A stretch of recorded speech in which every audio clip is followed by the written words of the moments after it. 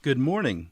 You are listening to UpReach, a morning devotional presented by the Church Street Church of Christ in Lewisburg, Tennessee, to encourage you as you face the opportunities and challenges of today.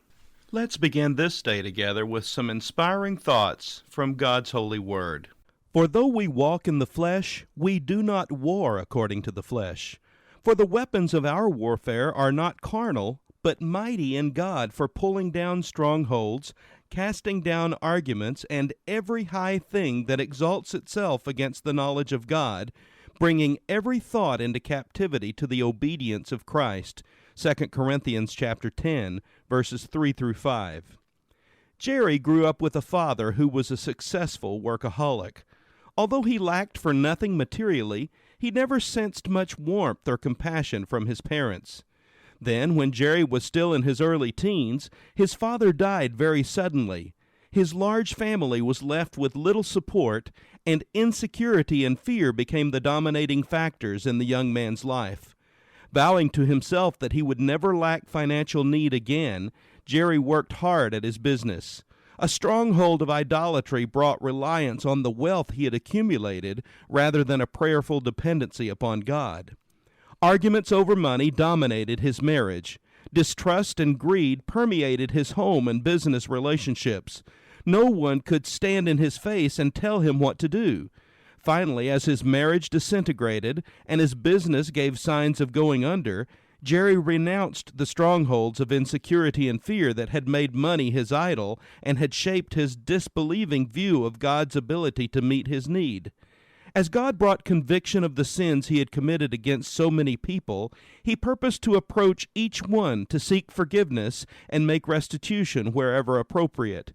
His priorities shifted to God and family, then to close friends and business. God began to restore balance and intimacy with God and others as a result. God created human beings with 7 primary needs, as represented in Genesis 1 and 2.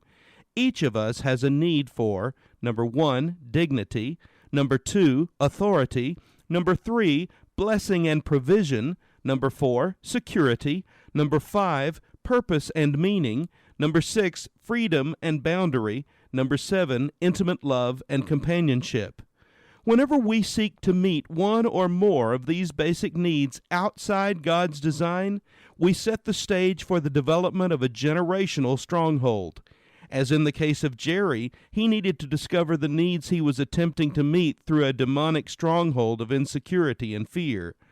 What about you today? Generational strongholds can impact our relationship with God and others.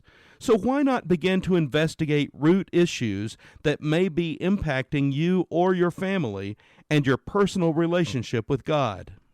This has been UpReach, a presentation of the Church Street Church of Christ in Lewisburg, Tennessee.